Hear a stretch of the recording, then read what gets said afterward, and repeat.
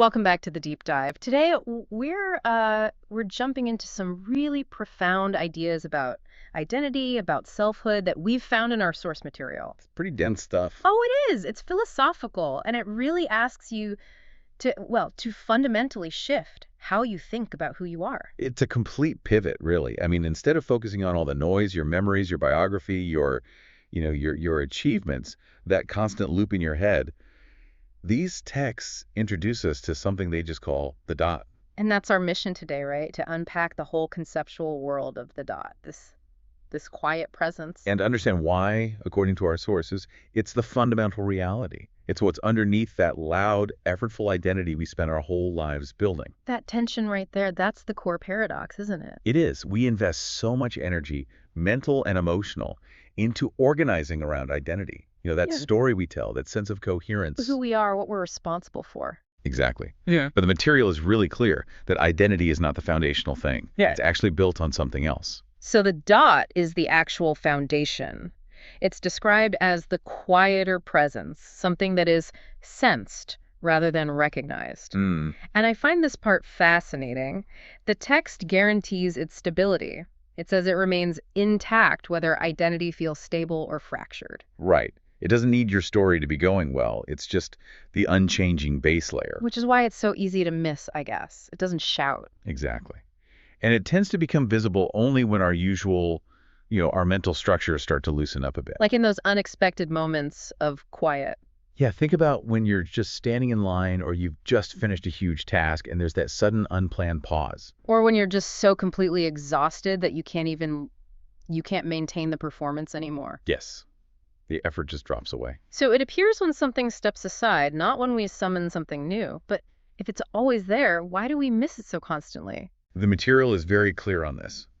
We miss it because it's, and this is a direct quote, too simple to be grasped by the part of you that seeks meaning through effort. Huh. We're wired to think truth has to be complicated. We are. We expect complexity, striving, some kind of intellectual gymnastics. The dot is just too direct for our busy, meaning-seeking minds. Okay, let's unpack that a bit more, this enduring nature of the center. Because the first thing that strikes me is how the sources define its stillness. Right. It's not the stillness of a vacuum or, the absence of sound. No, it's not passive at all. It's defined as a stillness that coexists perfectly with movement. So your mind can be racing. Your mind can be racing with worry, your body can be running around, your emotions can be a total storm, and still, beneath all of that, Yeah. something does not shift. That distinction is just crucial. So it's not about trying to control the waves on the surface. No, it's about recognizing the depth of the ocean beneath them. The sources have some really powerful analogies for this. They do. Think about being in a car on the highway. Everything outside is a blur, high speed, but relative to your seat, you're perfectly still. The dot is that fixed point, no matter the turbulence. It feels like being held without being touched. Or like the calm of a deep ocean beneath the movement of its surface waves. It's a ground that's just there. It isn't built. That deep ocean image is so powerful. It suggests all that surface activity, our thoughts, our reactions, our planning. It's natural, but it's not the deepest truth. And that leads us right to this core idea of the pre-thought space. The moment before thought forms. Yes. The text spends a lot of time there. It's the unshaped space before language or memory or intention kicks in. That's where the dot lives most freely. I have to pause on that. If this space exists before language and memory, what does that imply about our constant stream of thoughts? The implication is pretty radical. It suggests that most of our mental effort is, well, maybe unnecessary. Because before the thought, there's relief. Exactly. Yeah. The sources say sensing this pure, unshaped presence provides profound relief because before thought, there is no weight. Thought and memory are what load us down. They're the burden of managing ourselves. But the dot existing earlier isn't striving or protecting anything. It just is. And that's the ultimate contrast with identity then. Identity is loud, it needs reinforcement. The dot is quiet, it doesn't move, it needs no maintenance. The truer sense of self lives earlier beneath the thought. The thoughts are the waves, but the dot is the deep water itself. Okay, so if we move from stillness to endurance, we get into something that seems totally counterintuitive. The connection to chaos and fracture. Yes, Yeah. we're taught to seek the center when things are stable, to meditate our way to calm. But the sources say this presence is often most visible through collapse rather than through calm. It sounds backwards, doesn't it? It really does. Why would breakdown be the doorway? Because identity, that constructed self, it works so hard to keep everything tidy. It builds all these structures. But when life gets too heavy, when the constructed self just can't hold it together anymore, when identity collapses, that's when the deeper self shows itself. And it shows up not to fix things. That's the crucial part. It shows up, and I'm quoting here, not to rescue, not to fix, but to remain. So it's not interested in damage control, it's just present. Precisely. Your outer self might shatter into 1,000 pieces, but the deeper self is not harmed. The scaffolding falls away, but the core is whole. That is a profound idea, that you don't need to know what to do next to remain whole. Wholeness comes first. It precedes action. And this wholeness is tied to something physical, right? The ground beneath your breathing. It's described as an effortless stability. Not an achievement, not something you build through habits. It's a stability that doesn't require you to have it all together. So you can be crying, you can be confused. You can be in pieces and still carried. The simple act of breathing roots you to a ground that doesn't move. So how does this constant presence deal with time? I mean, we change so much over a lifetime. That's the thing. The dot is unchanged by time. It holds every single version of you equally. The 3-year-old self, the teenager who made terrible decisions, the adult right now. All of them. It holds them without any judgment. It's the point of continuity, the thread that runs through your entire life. That's like a kind of radical self-forgiveness built right into the definition of self. It is. It means the part of you listening right now is, at its core, identical to the child you were. The mistakes in between haven't fractured the substance. What about the future self, the person we're trying to become? The sources reframe that completely. The future self is just the present dot, recognized more fully. You don't grow into it. You just become more aware of what was always there. Wow. Okay, so if this core is untouched by time and identity, what is its actual nature? The sources talk about an unconditional core. Right. And the love you feel before you understand it. Which is tricky because we hear love and we think of an emotion. Exactly. We filter it through romance or family. But the text is talking about an affection that's unconditioned.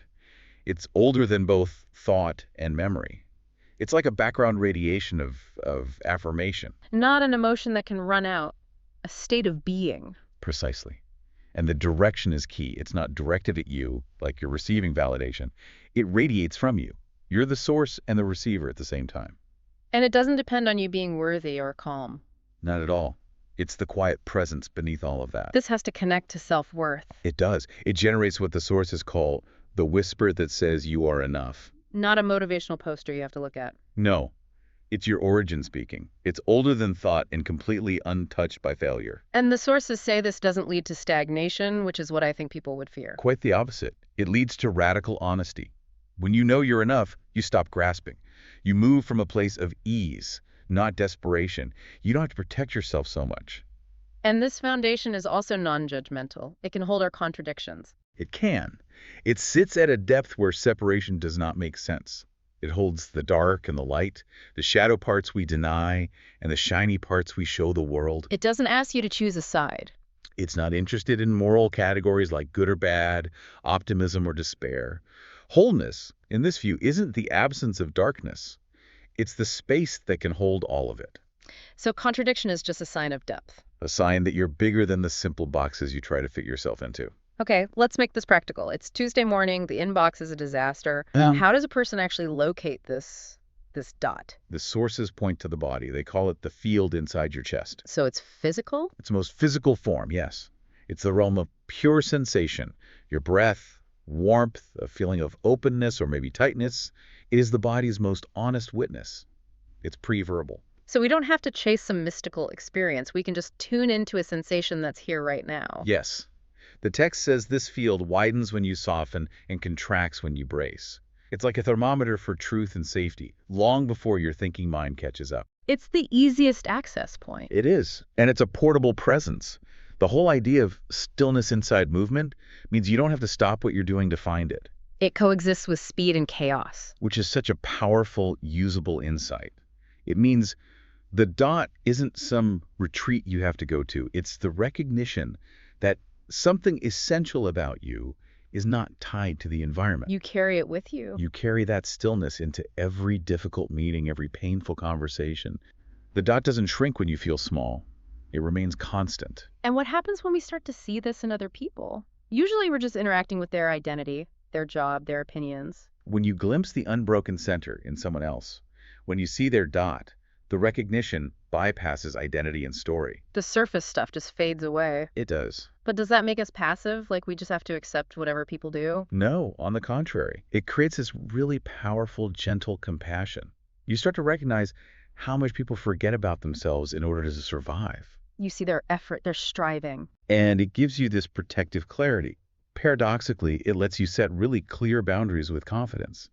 You trust that their core is not as fragile as their behavior suggests. You can hold their essential wholeness even while you refuse to accept their behavior. Exactly.